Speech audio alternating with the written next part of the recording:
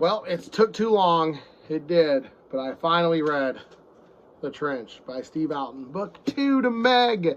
So if you haven't read Meg, I loved Meg. It was like me introducing myself to YouTube, being a fan of the giant creature underwater drama, and that genre, not drama, and I fucking loved it. So, book 2, what did I thought? Well, book 2 is fucking great. I'm not gonna lie. I'm gonna do these plot, characters, pros and cons, and how I just loved this 300-page novel. A lot of the books I've been reading are about 300 pages. It's about my average length book now. So, the plot consists of, well, Jonas and Terry are married, characters from the first book, and they're having a little bit of a marriage problem. Jonas has a little bit of a mental breakdown, PTSD from the shark attack from the first book, which you would expect. Him and Terry's marriage are a little rocky, so they kind of go their separate ways. He's hunting this baby shark named Angel of Death, and Terry goes to this underwater institute where she gets, like, psychologically fucking harassed. They're gonna fucking rape her, and she has to be underwater, and it's fucking terrible, but I fucking thought it was great. It definitely added a new element to the story that Steve Alton showed a little bit of writing chops there, where it's not just, hey, I can write an actual story, not just giant shark versus diver guy. And I thought that was cool. The character Mac is still my favorite character in this book. He's a fucking badass.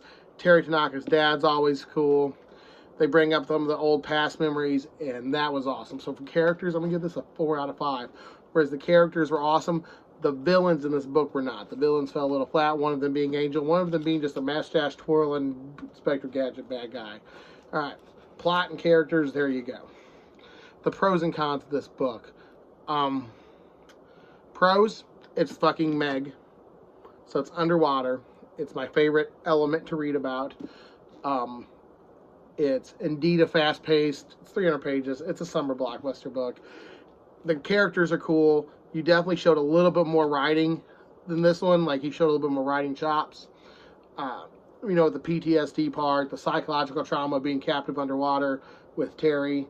Mac just trying to support his friends, even when his friends are doing stupid shit. I really liked that part. I really liked how he showed off writing, how he delved more into a story, less than like a creature feature. The cons, though, is I want a fucking creature feature. I want a Godzilla book. I want monsters. I want underwater. I want fucking confinement, and then something's attacking the it's Alien. Like the movie Alien. It's a fucking perfect movie. You're trapped somewhere, and you don't know what's killing off all your friends, but there it is, and you can't get the fuck out. That's my problem with the haunted house genre. I'm in a haunted house. Go the fuck outside. It's not a haunted block. Get out the window. Ghost is trapped inside. You are usually safe. If you're underwater, you can't just go outside, because then you'll drown, or fucking giant squid, Cthulhu, who knows. And some of the stuff with the villains, I literally felt the main villain, not the Russian fucking muscle, but the main bad guy was like, I'm going to tear apart your marriage just because I'm a bad guy. And I literally don't know why. There was no reason for some of the shit the bad guy did just to be more bad. Like, that's it. Like, he didn't have, like, I'm all down for fucking the Joker, but this dude was like, in my head, he's like, I'm gonna fucking steal candy from a baby because I'm a bad guy. And, like, he had a list of bad guy things to do, and he just tried to do them all. And every day he's like, now I'm gonna take candy from 2 babies. I'm so evil. And I'm literally like, Jesus, are you Dr. Evil? Are you literally evil? Do you just want to be more evil? Like a girl broke your heart because you wasn't evil enough, and every day you do an extra evil thing, then you send it to her on Facebook hoping she'll take you back? I don't know. Journey. How did I enjoy the whole book? 300 pages of a shark book is always a good time for me. Characters are often fun. And Steve Alton, dude, you really did. You really hit home with this one. I really like how you showed off a little bit more writing, and you went with more of just, you went to be more of a writer than not just the dude who wrote a shark book. But bro,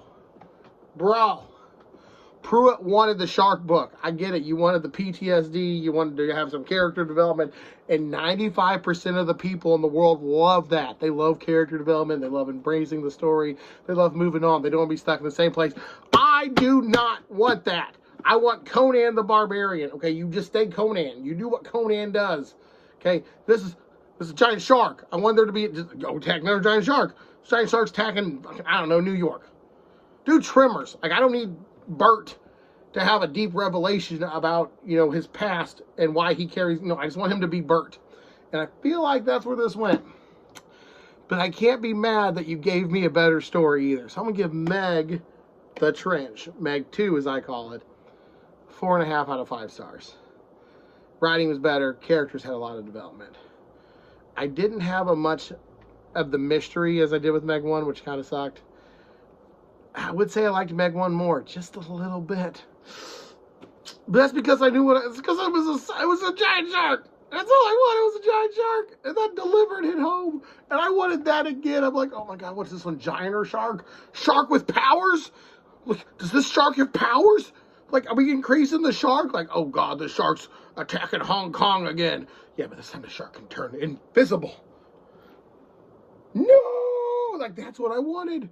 I wanted Sci-Fi Channel, but then Steve Alton came out of nowhere and wrote some good character development with mental disabilities and battling confinement and struggling marriages, which I can relate to all those things sometimes, and I get you, buddy. So good on you for doing that, but damn you for not making this shark have superpowers. All right, Meg. Deuces.